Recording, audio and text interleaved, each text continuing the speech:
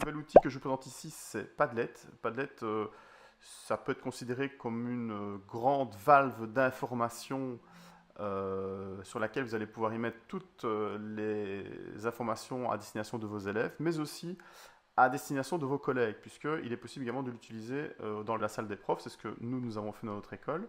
Voilà par exemple le Padlet de notre établissement. On y met par exemple ici les nouvelles sur le spectacle de fin d'année. On peut y mettre également les appels aux charges vacantes. Il y a le menu du self, les différents projets de l'école, les SBL, etc. Moi, je l'utilise aussi avec mes classes. Donc ici, j'ai deux Padlets, dont ici le Padlet des 2 heures semaine au niveau du cours d'histoire. Ça me permet là aussi de poster des nouvelles à destination des élèves, un rappel d'interro, les consignes du CSS de juin, des petites vidéos YouTube pour, voilà, pour un petit peu les aider dans l'étude, des sites, des grilles vierges. Donc par exemple quand ils perdent un document, une feuille, ben, je peux la remettre sur le Padlet, il la télécharge, il l'imprime eux-mêmes. Enfin voilà, c'est vraiment un outil intéressant pour la communication entre vous et vos groupes classes.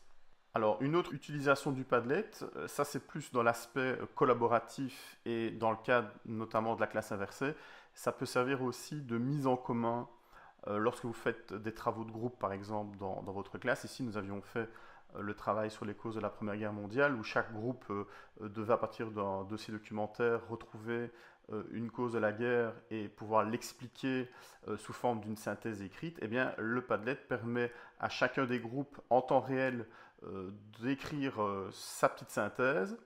Donc ça a deux intérêts, ben, c'est que comme c'est en temps réel, ben, moi je peux surveiller ce que font les différents groupes, puisque là je ne sais pas vous le montrer ici, mais le texte s'affiche en temps réel sur mon écran, donc ça me permet de vérifier si un groupe travaille et si un groupe ne travaille pas.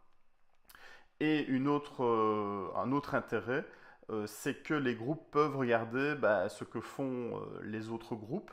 Donc là, on travaille vraiment l'aspect collaboratif. Et donc ça permet, si un groupe n'a pas tout saisi dans le dossier documentaire qu'il analyse, ben, ça lui permet, en regardant sur le Padlet les synthèses des autres groupes, ben, de compléter leur cause à eux en s'appuyant sur les éléments dégagés par les autres groupes. Alors comment l'alimente-t-on? Ben, c'est extrêmement simple, c'est vraiment un outil très simple, vous avez un petit plus ici. Voilà, vous avez votre petite fenêtre qui s'affiche. Ici, on va créer un groupe 8 qui n'existait pas.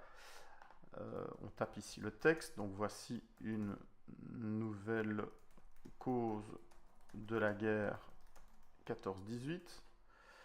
Voilà, on peut bouger ça. On peut plusieurs choses. On peut mettre des couleurs si on veut.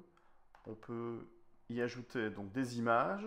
On peut mettre des liens vers un site internet, vers une vidéo YouTube par exemple. On peut y mettre également des photos directement, ça c'est assez pratique, puisque vous avez directement accès à Google Images. Voilà, par exemple, vous avez les photos qui s'affichent, et bon, par exemple, je pense à la première ici, voilà, et elle illustre ainsi la cause.